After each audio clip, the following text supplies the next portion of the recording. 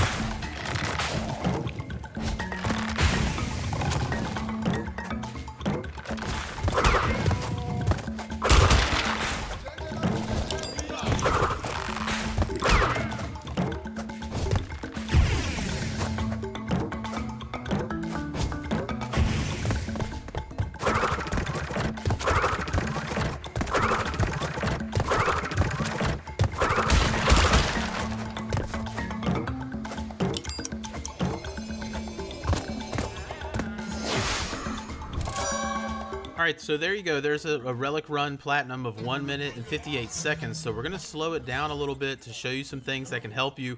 Obviously, if you saw during that run, there was a couple times that I could have even saved another 2-3 seconds. So starting off, you want to get up to this top level. We definitely want to pick up our Aku Aku Max from that turtle. So be sure you jump on him and then use his belly to jump up and get the mask. Those 2 turtles that are really close to each other, that can be a little bit variable sometimes. I like to just jump in between both of them and spin to ensure that I take both of them out. The worst thing is, if you're used to just spinning into the first one and hoping that it's going to take the second one out, sometimes that will fool you. The second one actually won't be killed, and you'll end up, running into the turtle and losing your mask. So here we go to the part where we're going to have to kind of spin on these platforms in order to make them horizontal and that we can actually get on them. There's 2 ways that you can do this. You can kind of jump and almost spin at the same time that you're seeing me do right there. It's a little bit risky because if you hit the middle log, it'll actually prevent you from jumping up. Another way to do it is then spin and then jump. So where you'll hit that platform on the exit of your jump. Your spin will make it kind of become that horizontal platform. So as we're kind of progressing on this level here, the thing you need to just pay attention to are those fire pits. You can actually jump over that one if it is lit, but be careful. You generally can't jump over these, so you do need to wait until they're out, and they'll automatically give you kind of a bounce spring-like effect. We definitely want to use our shielded enemy here to hop up and get that 3-second box. That's a critical one right there. We obviously don't want to miss that. Moving into the next area, we're going to spin twice through these boxes here, spin in the air into those 2 plants and then the turtle, and then jump across. You should be able to make it through all of that without slowing down. As you're going up these kind of inclines, you can do small jumps to get up faster. If you're just running, Crash will actually run very slow. Similarly with the down slopes, we want to utilize running on these. If you jump, then you're going to jump at normal pace. But if you run down the downward slopes, you will get a slightly edge in the speed. Right here is where I like to use my Aku Mask. I don't even worry about that, you know, coming down, that spike thing coming down. If it hits me, so be it. If I get through and survive it, that's great, but I don't really need my mask for anything after that, so I always use my mask at that point, one way or the other, either spinning into the TNT and just blowing everything up and running across, or hitting that spike and just running on through. So now when we get to this section and we're jumping up to this final level up here, we don't need the mask to the left, so don't waste your time on that. When you jump to this platform, you want to stay as far to the right as possible so you don't run into this turtle. Ideally, you're going to immediately jump on the belly of the turtle and then jump and up, and that height will allow you to spin into that 3-second box. Okay, I wasted a lot of time right there missing that. I probably lost 2 to 3 seconds of this run missing that box and then trying to jump back over the fence again to hit it. You know, theoretically I probably should have just left it and kept on going at that point, but I ended up trying to run back and get it. Nonetheless, it is faster to run behind the wall on this section of the level. It's a lot safer, so go ahead and use that to get through that section. And then when we get to these fires in this portion here, just take your time. If you've made it to this point at 125, 126 or lower, you're good to go. Take your time, don't rush through this, okay? The fires are what's gonna be the thing you need to pay attention to. As soon as the big flame is kind of dissipating, so right now I know I can go ahead and make that jump, and there's 2 fires that I need to hit in order to get to the next platform. Again, we have another upward slanting hill, so we're gonna utilize those small jumps in order to get up that little incline a little bit faster, and then jump across. Again, another fire jump there. And here's our last jumps. We're gonna hit this fire jump, and this last one is actually a triple. So you need to time this before the flame goes out. You need to go ahead and make this jump in order to get past all 3. If you're having trouble with that, then you could jump up on the wall in the middle right there and hang out for a second, but you're gonna lose time. You're really gonna have to pick that pace up somewhere else. And once we pass those fire jumps, we're on to the last section where we're again spinning on these platforms as we're jumping, okay? You can't jump up, you know, jump over to them, spin, jump back, and then jump. You can't do that. In order to get the platinum time, you're gonna have to make those spin as you're making the jump.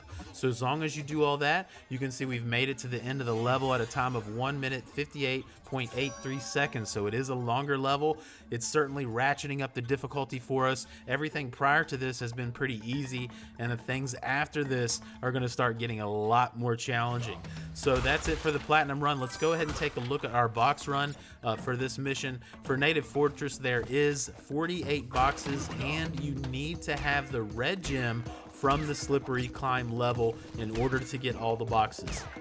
Again, I will have the slippery climb linked in the description, comments, as well as at the end of this video. So if you want to go straight to that level in order to get the red gem and then come back, you know, however order you want to do things, just keep in mind you do need the red gem for this level. So as we're progressing, another thing that I always mention in the videos, I do recommend going for your box run after you've done your relic runs. The relic runs are really going to allow you to learn these levels really well, and also it's going to allow you to essentially start these missions with double Aku masks. So essentially, as soon as you get 1 mask, you're going to be invincible, right? A lot of the levels we're going to be getting upgraded masks because we died a lot doing our relic runs, okay? So keep that in mind. So as we're progressing here, you've seen me hit all the boxes that I've hit so far. There's really nothing off the beaten path before you get to the red gem. So we're essentially just kind of progressing along similarly to what we did with our speed run.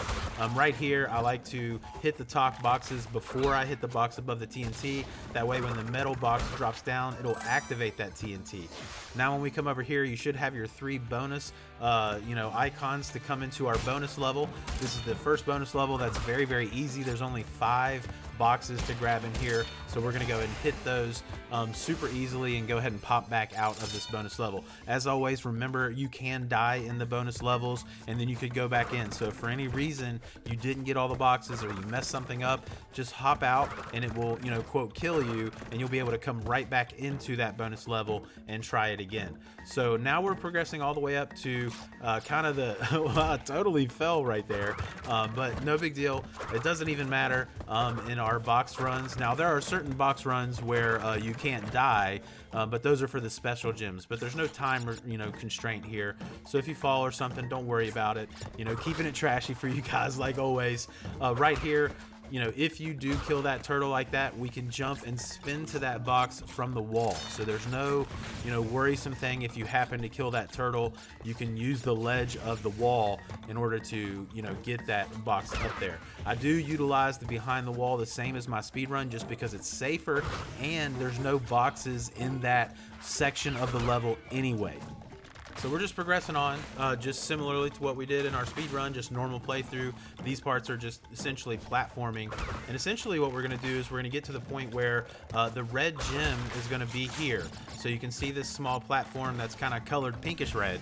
So you need to kind of just hop on that. And this is going to take us to like a little cool bonus section of this level. You're going to jump up on these steel jump boxes, and it's going to allow us to stand on these clouds up here, which is pretty cool. To the left is an extra life. We're going to have one box here, another box here, and we're actually going to go over to this extra life box. We're going to jump off it and jump back, and then we need to jump up to the top and use this up arrow box to break all of these boxes that are above us. And you know you've gotten to the last box when it is the extra life box. So go ahead and break all of those, and once you've broken all of those, now we can hop back onto the platform that's going to take us back to where we got on. So you have to have that red gem again from Slippery Climb in order to get all 48 boxes in this level. So now that we're kind of back down from this little you know, relaxing journey on our gym, that would be actually really scary to be on like a circular floating platform that's just flying around. But nonetheless, here we are. We're kind of near the end now. This is the part with the 3 fire jumps. Again, you need to make that jump early before the fire's out if you're going to make it across all 3. Okay, if not, feel free to use the middle of that wall to kind of take a break. You can jump up there, let the fire kind of go and dissipate again, and then walk all the way to this level. So we're walking up here. We're kind of doing this again similarly to how we do the speed run. It's not as critical, right, to go quickly, but here's the last box that you really need to focus on. Try to jump above these so you can just kind of jump on all 4 just like that. Okay, it's easiest to do it that way. Obviously I'm falling down a lot on this level. You don't want to do that, but we're gonna go ahead and get back up here. We're just kind of keeping it trashy in this playthrough. So now we're going to use our steel boxes to make our way to the top. We've gotten pretty much all the boxes except for the last one that's right there. You want to do a big jump from that last steel case and hit the extra life box. Doing that will make the clear gem spawn because you've gotten all 48 boxes, and now that's all the gem and the platinum relic for Native Fortress. It is a challenging level, but I hope the breakdown's helping you. I hope you're finding this helpful as always, and hopefully I'll see you in the next video.